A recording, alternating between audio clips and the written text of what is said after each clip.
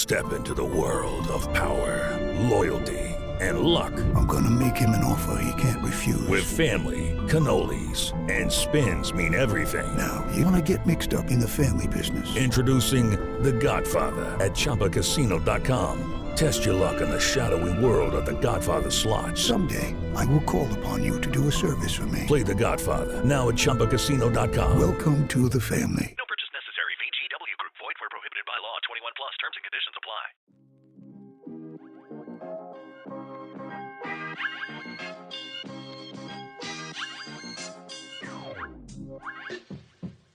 Welcome to A Pair of Bookends, the book club you can carry anywhere.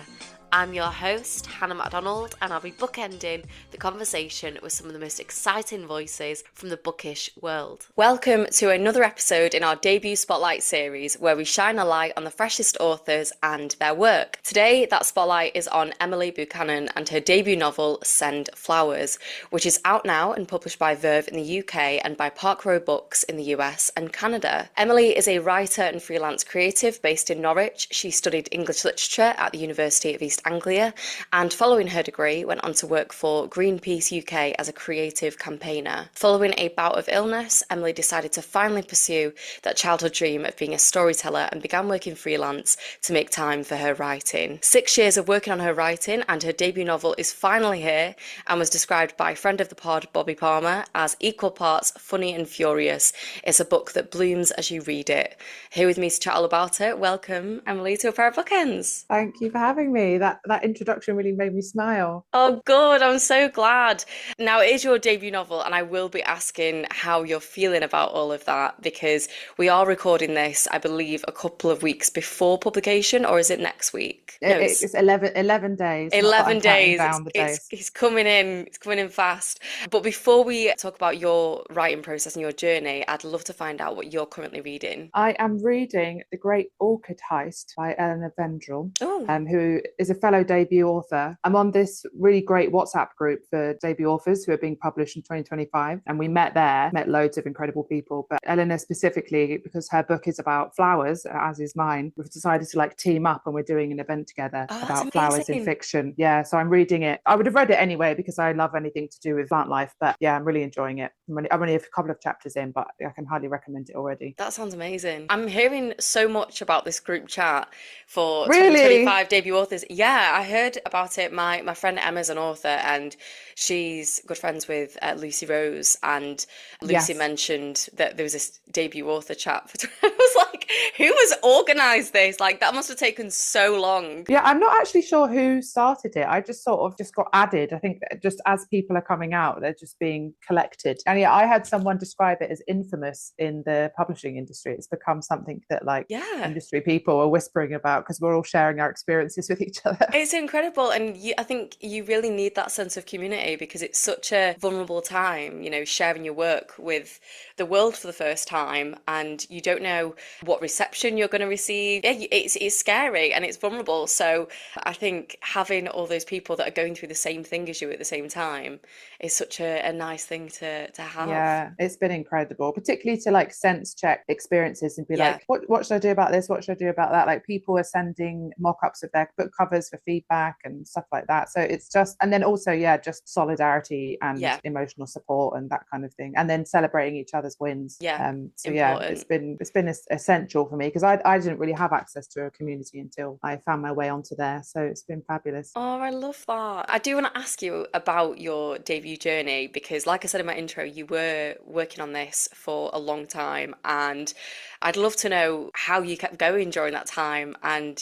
what has this experience been like for you? So it's been 6.5 years by the time it comes out, so I'm a very different person now to who I was when I started writing it, which is interesting. My life is completely different to 2018 when I first started it, and it's been equal parts exquisite and incredibly arduous, and moments of weeping at my desk and then out of distress and then weeping at my desk out of joy. And in terms of maintaining the conviction, I think I just felt like I'd landed on an idea that I instinctively knew had legs. It was the first time in my life where this story just came to me and I couldn't put it down.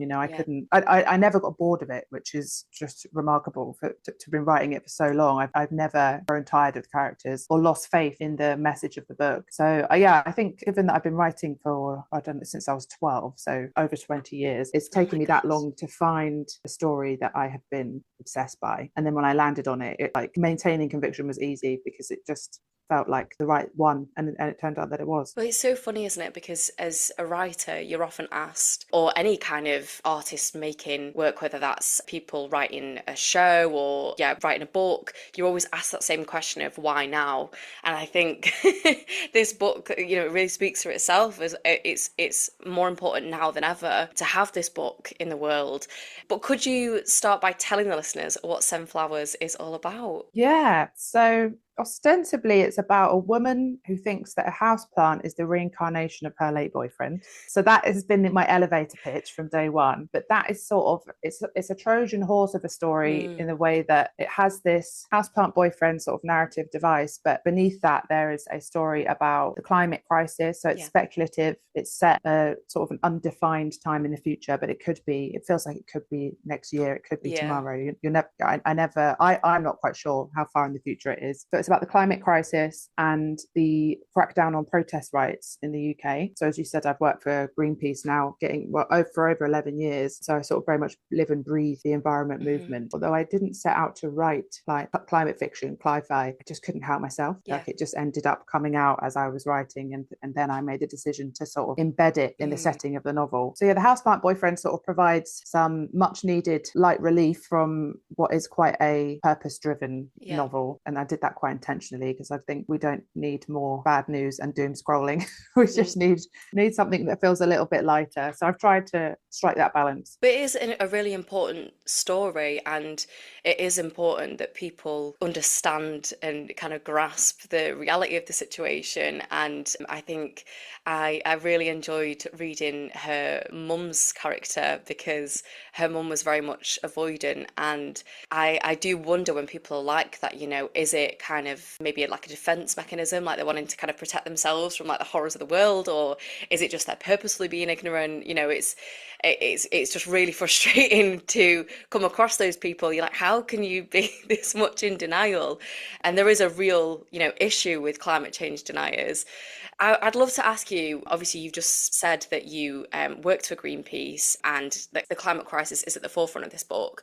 What was the kind of initial sort of spark that ignited your passion for this subject, aside from the obvious that it is a very scary reality for us? Yeah, like the climate stuff came later. What actually gave me the initial kernel of the idea was, so in 2018, you mentioned that I was quite poorly. I had an autoimmune disease and I was signed off work for 3 months, which is like the longest time I'd ever had off in my adult life. And I found myself incredibly bored for the first time in years. So I just had like the space and the freedom to think. But in that time, because I was so poorly, I still do have loads of houseplants, and I sort of had neglected them, and a bunch of them died. My partner gallantly tried to help, but is useless with houseplants. So I was sort of feeling really sorry for myself, stuck in bed, surrounded by all these dead plants. And I just had this sort of like vision come to me of someone in mourning, surrounded by dead plants, sort of like Miss Havisham-esque vibes. And I started thinking about what that would feel like if you're grieving someone, but then you're surrounded by the loss of the thing in life that they loved, for example, houseplants. And then somehow that led me on to a reincarnated houseplant boyfriend. I think that's iconic, to be fair. Thanks. And when I'd sort of landed on that, it just felt like it captured something zeitgeisty. Yeah. And I just couldn't stop thinking about it until I sat down and wrote. So the houseplant boyfriend was where I started from, and I had sort of intended to write quite a book clubby mainstream novel that didn't have any kind of agenda, but I can't help myself. I'm the kind of writer who always has to be making some sort of point, so that's how I then went on to talk about the environment. I love that, and I love that you saying about the houseplants and not being able to keep them alive, because I think I have really tried Really? keep houseplants alive, and I just can't do it. I had this beautiful one, and I can't remember what it was called. It was like one of them like hanging ones that have got like, oh my God, I'm so terrible with not knowing what this is. That had like loads of leaves like dangling down. I don't know what you would call What, that. like a succulent? Yes, yeah. I've got one right there. It is Ryan Seacrest here. There was a recent social media trend which consisted of flying on a plane with no music, no movies, no entertainment. But a better trend would be going to ChumbaCasino.com. It's like having a mini social casino in your pocket. Chumba Casino has over 100 online casino-style games, all absolutely free. It's the most fun you can have online and on a plane. So grab your free welcome bonus now at ChumbaCasino.com. Sponsored by Chumba Casino. No purchase necessary. VGW Group. Void where prohibited by law. 21 plus. Terms and conditions apply. Is it that? Yes, exactly. No But way. it's not like specifically those leaves. It was like actual leaves. Does that make sense? Oh, like a string of hearts. Yes, that. Yeah.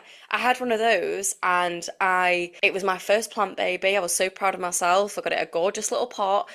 We lived in a flat, so we were really needing like, some kind of nature in the flat because we were quite high up. And I was like, I want to be surrounded by this. And I bought this one as my first one, named it Ezra. It was very gorgeous.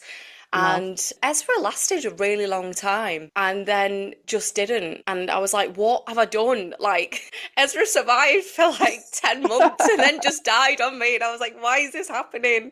So I've not trusted myself since with anything but like fake plants. Yeah, I'm really gutted because I just didn't know where I went wrong. I was like, am I really like this tragic that I can't maintain one plant? Well, I can tell you that the single best piece of advice I've had about taking care of houseplants, which is most plants can survive dehydration, few can survive drowning. That's probably where I went wrong. So most people overwater them. That's literally all it is. You just let them dry out.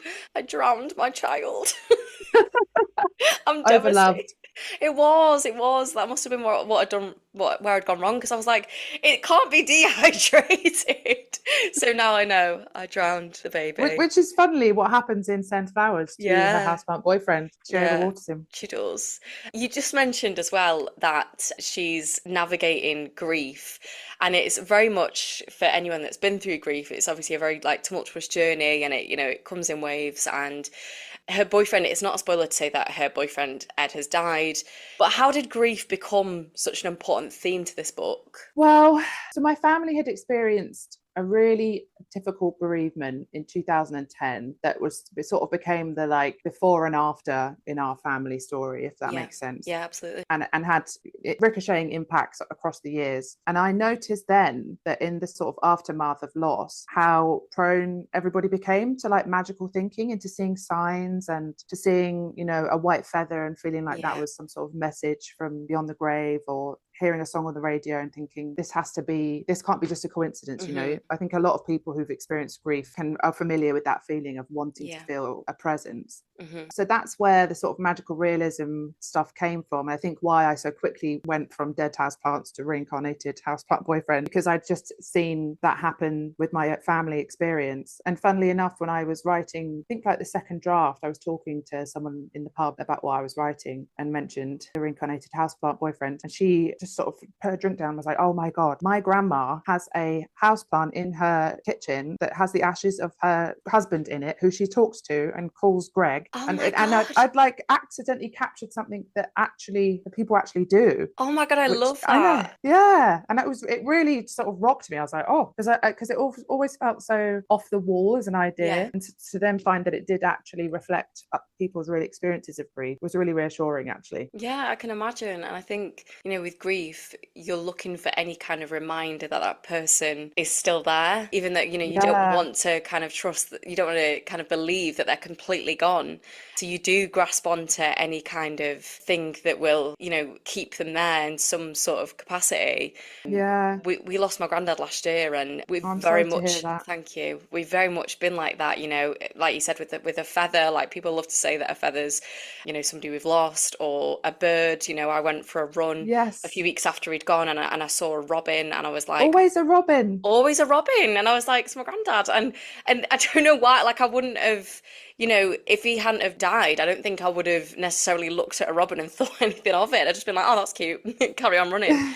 But yeah, you're looking for kind of anything, like even if like the light bulb's going and it starts flashing, I'm like, it's Grandad saying hello. Yeah, it really is, like, it captures something like profound about the human condition, I think, which is just our struggle with mortality and impermanence, and that we're always trying to find a way of sort of living forever, really. Yeah, for sure. I want to ask you about Ed, because I think he is a really interesting character, because we only perceive him through the eyes of Fiona, who I think with grief it can sometimes sort of cloud, or maybe not cloud our judgment, but it makes us forget the person's flaws for a while. We just want to remember that person in all the ways that we loved them and all the things that they were great for. We just want to remember that. And the important thing to know is that Fiona is an influencer and has worked as an influencer, and she's been paying their rent throughout their relationship through her work as an influencer, which has allowed Ed to build his platform as an activist.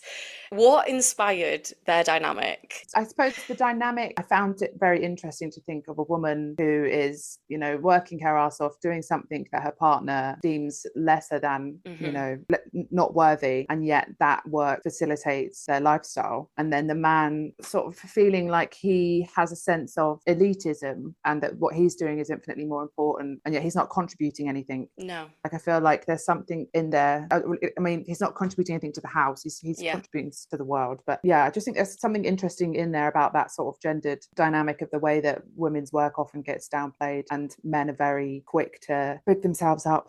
So that's what I'll say. Ain't that the truth? Yeah. I have actually got a quote here, and it's from Fiona or Fifi, and she says, "Doing something made me a good person, and being good made life under late stage capitalism bearable." And I think that feeling will resonate with so many people, because you want to be seen as doing something, and it does make us feel good. And I think you just captured something perfect there.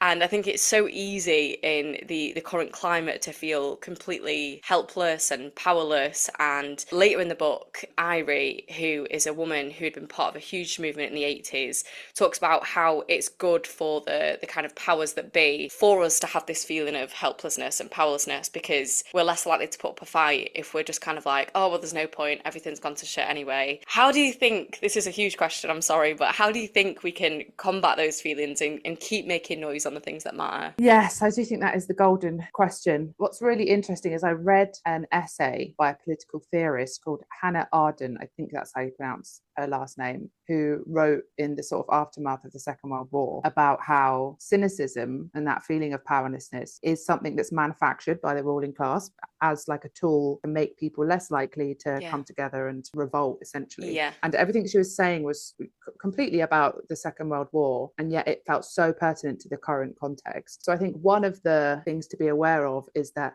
like governments and world leaders want you to be cynical. They want you to feel like nothing can change and that you're just one person and that everything's fucked. So just keep buying stuff because at least you get a hit of dopamine. But that's not true. No. And sometimes I just wish I could, like, I talk about it in the book about Fifi feeling like if she could just paint the perfect placard or design the perfect poster, she would get people to wake up. And if people would wake up, then they would act. And if they would act, then things would change. And I feel that acutely. And having sort of worked in campaigning for so long, there are moments when it really works and you see people coming together and something drastic changes. Like I was part of the campaign that banned fracking in the UK, part of which is why there's a big fracking story in there. That this is off piece now, but that cow manure story is real. Happened to that's you? Based on, yes. Oh my gosh. A real protest I did. Wow. I think it was 2015 where a farmer sprayed everyone with cow shit. Correct. But anyway, all of that is to say that I have seen that when people abandon cynicism and unite, as trite as it sounds, things change for the better. So that is, which is why there's a big conversation in there as well about community and social cohesion being a solution to climate change and sort of combating isolation, which I think is something that we experience so much these days. Like after the pandemic, we're more isolated than ever. So I think, if we can get into communities and reject sort of manufactured cynicism, then I think that's a big step in the right direction. Yeah, for sure. And I think the character that was sort of most passionate about community was probably Irie, because she's somebody that's been through this before. Is it the Greenham Common Women's Peace Camp? And that is a real thing, is that right? Yeah. What was your sort of research like into that? How did you come across that? And what inspired Irie's character? Because I just thought she was incredible. Oh yeah, I love Irie as well. I loved writing her. The Greenham Common is really interesting actually. So I hadn't heard of it until I started working for Greenpeace. And there it's like this, it's held up as this example of like, Hello, it is Ryan, and we could all use an extra bright spot in our day, couldn't we? Just to make up for things like sitting in traffic, doing the dishes, counting your steps, all the mundane stuff. That is why I'm such a big fan of Chumba Casino. Chumba Casino has all your favorite social casino style games that you can play for free anytime, anywhere with daily bonuses. So sign up now at ChumbaCasino.com. That's ChumbaCasino.com. No purchase necessary. VGW Group. Void where prohibited by law. 21 plus. Terms and conditions apply. incredibly effective people power, and yet more broadly, societally speaking, no one really has heard of it, and it's sort of been forgotten. So that's how it sort of entered my awareness. And then when I decided that would be Irie's background, I started talking to my parents about it because they were both around in the 80s, and it turns out that my mum's best friend was at the protest, so she went to Greenham Common Women's Peace Camp, and my dad, who is a retired police officer, policed it when he was one of his first postings when he was like 19. He policed Greenham Common, so he was on one side of the fence and my mum's best friend was on the other side of the fence. So then I suddenly had this real connection to it through my family, and then I was away. And obviously with it being like an entirely woman-led movement, that really resonated with me. Yeah, it's a fascinating piece of history that's just been forgotten. It's incredible. And I think they do talk about this in the book, that now social media can actually be used in a really positive way. It does have the power to make positive change. If we can often get caught up in the negative and dark side of social media, and we see that in the book as well, how people are so quick to want to tear somebody down and they want their downfall on social media. We see that with Fifi and her work as an influencer, but it does have the power for positive change. And had social media been around in the time of the 80s, we would have known about those things because, information spreads a lot quicker now. I was curious about your exploration of social media because obviously now you're trying to build your platform as a writer. So what was it like exploring social media for the book? And how has it felt for you in terms of building your own platform? Yeah, it's a really good question. So in terms of researching what it was like to be an influencer, some of the comments, so when Fifi has her sort of mental breakdown moment on the island and she gets eviscerated online, a lot of those comments I had taken directly from either videos of Britney Spears, so comments under her videos, oh my gosh, or Gabby Hanna. Do you know who that is? No. She's like an influencer based in LA, and she has had many moments of sort of like public downfall and people like reveling in her distress essentially and just saying horrendous things about her in comments. So a lot of this sort of online backlash is lifted from the way that people treat women online. That's blown my mind that those comments are directly pulled from. I mean, it makes so much sense, doesn't it? Yeah. We see the comments for ourselves on the daily, and I think sometimes it is scary when you see your followers growing to be like, oh God, like anything could happen at this point. Yeah. You don't know if people are going to start like going against you, or if people are, and I feel like you second guess. Obviously, if you're a fundamentally bad person, it's going to happen for you anyway. But if you're a fundamentally good person, but you're still having to kind of second guess everything that you say and put out and do, it's just, it can be a really kind of scary space to be in, I think. Really scary, yeah. And like really sort of emotionally dysregulating. Like I've had a couple of videos on TikTok, nothing to do with books, but go viral. And you just get to that point of critical mass. And then the comments just shift, and suddenly it is just troll after troll after troll, and it's men eviscerating your appearance. And particularly because often on TikTok I'll be talking about something political. I think, what did I get called? A walking pronoun. Someone called me on TikTok. Like, what does that even mean, mate? Honestly, what is wrong with people? Good God. It's laughable, but it's also terrible. Yeah, no, it is. I was speaking about this a couple of days ago, actually, because I feel like there was a documentary with, I don't know if it was Stacey Dooley. I know that there was somebody that did a documentary about online trolls, and they went and met up with people and like investigated them and found out who they were. And when they were actually caught, they were so like apologetic and so like, I'm sorry, I'm so miserable, and that doesn't kind of excuse like what they've done, because it can have like really serious consequences, you know, what they've done. It can cause people, you know, huge emotional and mental distress and have disastrous consequences. But it's just so interesting that when they're actually kind of caught in person, they're so quick to back down and be like, oh, no, I didn't mean any of that. But when they're sat behind a screen and a keyboard, they're so kind of emboldened to talk shit online. Yeah, and just having like such a sense of entitlement over people, and then such a sort of like an entitlement whilst also dehumanizing the person that they're laying into, as if it's not going to have any sort of negative consequences. So I've always been really interested in that, and particularly the way that we treat women online. I think there seems to be a horde of people who just are slathering at the mouth to sort of tear into people, women. So yeah, a lot of the research was based on literally just watching videos and going through comments and trying to get a sense of what it would be like to be that sort of famous online. And I also was pushing out a lot on TikTok at the time, tried to reach that audience and get a feel of it myself, and I hated it. And then now trying to build my platform as a writer, I have a real love-hate relationship with it, and I find it for the most part incredibly distracting, because I'm trying to write my second book, but then I'm also trying to grow my platform. So then I find I'm like constantly on my phone, just like refreshing and being like, what about the metrics? It's just not conducive to creativity whatsoever. No, it's not. But then it also feels really nice when something does well and people seem genuinely interested and excited by what you're doing. So it's this sort of like push and pull between, and then also at the same time knowing that if something were to take off on BookTok, for example, it could change the game. So it's a really difficult one, and a lot of the time I feel a bit like resentful about it, and the pressure to have to keep putting out content and trying to grow. Do you think that part of the character of Travis was the voice in your head being really mean to yourself and saying like, you need to push out this content? Yeah, that's really interesting, actually. Yeah, because he does sort of represent that end of the spectrum. He does, yeah. And that sort of like obsession with the bottom line and with metrics and growth. And I do think that's like the sharp end of the stick. Yeah, for sure. You need to have kind of boundaries, don't you, around it? But it's so difficult because it's so easy to just, I think we're all so kind of addicted to our phones now. It's so easy to just kind of doom scroll and to just get lost in the online world. And I mean, it's designed to just suck you in. Absolutely. Like, indefinitely. Yeah, I really want to ask you about Ed again, because I think it's really interesting with how you look at the way media portrays certain things in this book, you know, especially with climate activists, how they're portrayed in the media.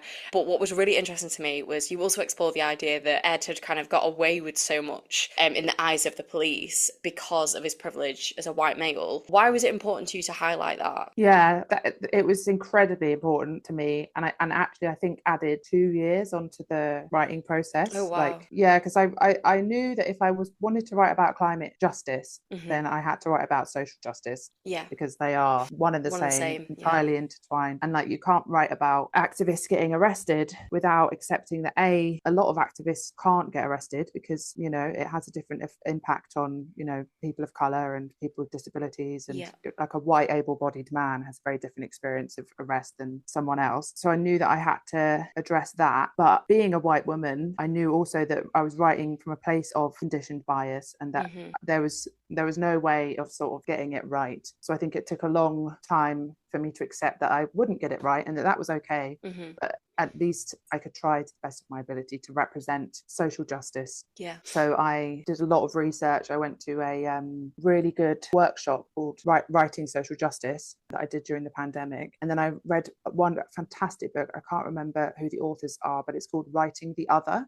And it's about how you can write about people who aren't like you, and how you can do that in a way that doesn't reinforce stigma or prejudice. So I came at it very cautiously and very deliberately, because it was really important to me to try to pull it off to the best of my abilities and to write about a diverse cast of characters in a way that wasn't, you know, going to reinforce any existing stereotypes or problematic dynamics. So yes, long answer, but it's something that has been a huge process for me to try to do. No, it's incredibly important, and I think you wrote it really well, and you can tell that it's well researched and it's clear. I mean, obviously in your author's note at the end, you explain a lot of this research that you've done, but I think it's very apparent throughout the writing of the book. You know, you can see that for itself. And I did want to ask you about the sort of publicity that climate activists have kind of received, which you do write about in the book. But I think if people haven't seen this for themselves, then they've been hiding under a rock.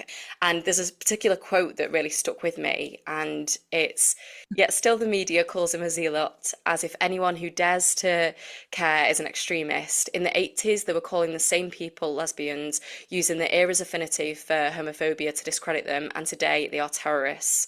Which I just think that whole section is so important to kind of remember, is that these things have always happened in the way that these people have been portrayed, but it's just sort of shifted to kind of zone in on whoever we're more afraid of at that time.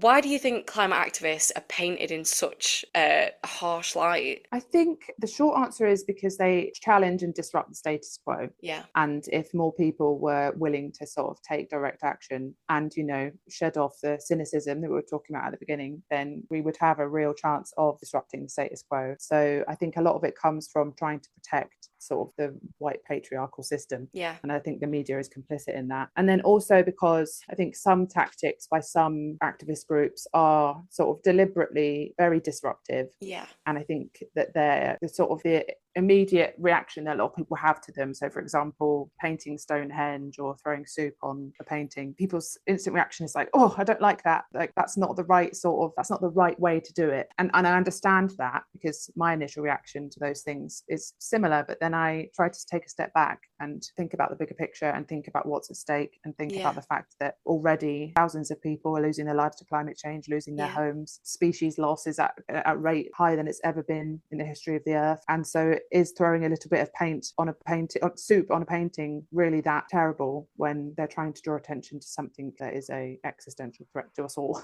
Yeah. And like, what's interesting about that one in particular is it was highlighting the fact that we care more about protecting artwork than we do ourselves or the world. It's that, I think it's a mentality of, well, I feel like I'm okay, so I'm not going to worry about that. I don't want to have to think about that because I've got enough worries in my life, so I don't want to have to think about that. But for some people in the world right now, it's a very real reality. I was speaking to Alicia Fack a couple of months ago now, and she was talking to me about like water scarcity. Is that how you say it? Scarcity? Yeah. Talking about that, in some parts of the world, like that's a very real thing. And it's having like huge destructive impact. Climate change is very real, and to deny it, I can't fathom how you can still continue to deny it. We've seen the weather change drastically. We've seen, we can feel it for ourselves now. So it's no longer something that's in like, it's in the distance. We can see temperatures are rising, and we can see sea levels are rising, and it's all really frightening. And, I saw the research that you did for this book with the Thames barrier. What happens in the book is a very real possibility. It is. And I don't think people can grasp that. Do you want to tell us a little bit about the Thames barrier?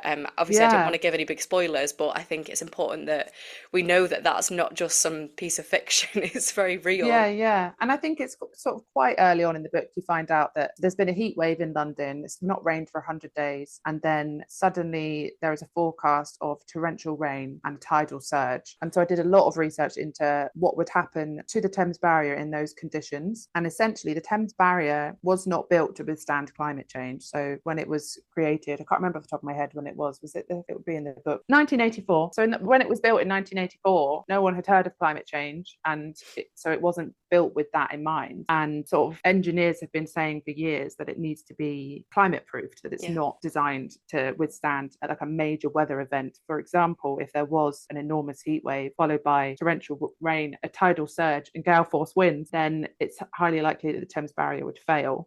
And the Thames barrier is what protects London from flooding. And before it was built, there was catastrophic floods, I think one in the 20s and one in the 50s. Oh, it's not in there, but anyway, there were two catastrophic floods that damaged billions of pounds worth of property, and people lost their lives. So whilst all of that in the book feels very speculative and very extreme, it's very much rooted in reality. Yeah, absolutely. Now, whilst we have spoken a lot about climate change and all of the scary stuff that is very real, and we need to recognise it and we need to understand it, this isn't a heavy book by any means. I think you have made this subject really accessible for people to kind of grasp the reality, but it also helps us to understand that we still have the power to change things and positive change can and should be happening. And I think it's a really empowering read. So for our listeners, as I said before, Seven Flowers is out now. It's published by Verve in the UK and by Park Road Books in the US and Canada. And it's also, you know, it's so much about community. And I loved that. And friendship and family and complicated women. And as you said before, a houseplant that is potentially a reincarnated boyfriend. So there's loads of fun stuff with this book. I really, really enjoyed it. And I'm going to pop a link in the show notes for everyone to buy themselves a copy. Before I let you go, Emily, I do like to find out a recommendation, but I want to know what is next for you, because you mentioned you're working on another novel. Yes, I am. I'm writing it as we speak. I just hit the 10,000 pass point yesterday, which is such a relief. Thank you. It feels like it's once you've got there, you're away. Yeah, no, I'm never quite sure how much to say about it, but it's basically it's in the process. It's a similar theme, and it's about a piece of untold history. So it's set in the past, so it's quite different. But yeah, I'm loving writing it, and hopefully that will be around next year, maybe. Who knows? Good. I'm so glad. I can't wait to read more from you. And thank you. It's really great now as well that you've got that group chat, because you can all push each other on with writing. It's quite a lonely space to be in when you're just kind of sat wherever you sit to do your writing, and you just feel like it's you against the world. Literally, yeah. So it can be very isolating. It can for sure. But yeah, like I said, I'm really excited for more from you. Before I let you go, can I ask you for a recommendation? Yes. I laugh because I'm terrible at watching new things. That's fine. I'm very much a comfort watcher. Love this. And something I've forced myself to get into, because it's got loads of episodes and a cult following that I've never understood until now, is Gilmore Girls. So I just I forced myself to enjoy it. I had to sit through an entire season before I was like, okay, this is starting to do something for me. And now it's just my comfort show. It's like no jeopardy whatsoever. You know that you're in a safe pair of hands. And in these times, I think that's basically the only sort of media I tolerate, is just no jeopardy. I don't want to be harrowed. No. I just want to be held. Yes, yeah. I think Stars Hollow. It's a nice tonic to kind of have in the current climate, is Gilmore Girls. And it's just two gals having coffee every day, and life is all autumnal and gorgeous and wholesome. And yeah. My sister is obsessed with Gilmore Girls. No way. She's really bad for watching it at any given opportunity. I don't know if I've mentioned this on the podcast before, but she at my dad's wedding, we were getting ready, and she was in the bathroom with it playing on her phone while she was putting her makeup on, and I was like, this has gone too far. She needs to be detained at this point. It's a joke. No, that would be me. She's like, I love it. It's comforting. It's so comforting. And yeah, my partner is always just sort of like, can we please watch something new? Can we watch a new film? And I don't know why. I just struggle with it. But if it's not Gilmore Girls, I will be rewatching Buffy the Vampire Slayer. I watch that basically non-stop. Love that. Yeah, nostalgia. I love these recommendations. No, I think it's important. We need a good comfort watch, and I think those two are great, and so much nostalgia with Buffy. So yeah, thank you so much for those. Emily, it's been so lovely chatting to you today. Thank you so much for coming on the podcast. You. Yeah, thank you for such thoughtful questions. I've loved it. Oh, thank you. And thank you for your wonderful book. As I've said, listeners, it is out now. There's links in the show notes. And also, Emily, where can the listeners find you on social media? So I am Emily E. Buchanan Amazing. On Instagram and TikTok. So you can find me there. Perfect. And be nice or we will fall out. Be nice. Yeah, don't troll me. We want support for writers, please. Okay, so if you enjoyed this episode, please don't forget to rate, review and subscribe. And if you want to give us a follow, you can do so at A Pair of Bookends Pod on Instagram and at A Pair of Bookends on Twitter and TikTok. Go give Emily a follow, go buy a book and come and tell us what you think. And that is all we've got time for. So thank you so much for listening and goodbye. Bye.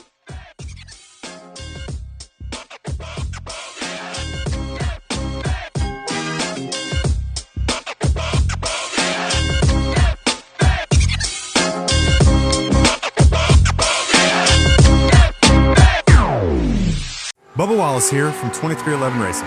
Funny thing about being fast, you end up waiting a lot. First to show up, first in line, then just waiting. Me, I rev up Chumba Casino. With over 200 social casino games, no slow lanes here. Why sit around when you can spin? I'm already racing. Your turn. Play for free at ChumbaCasino.com. Let's Chumba. Sponsored by Chumba Casino. No purchase necessary. VGW Group. Void where prohibited by law. 21 plus. Terms and conditions apply.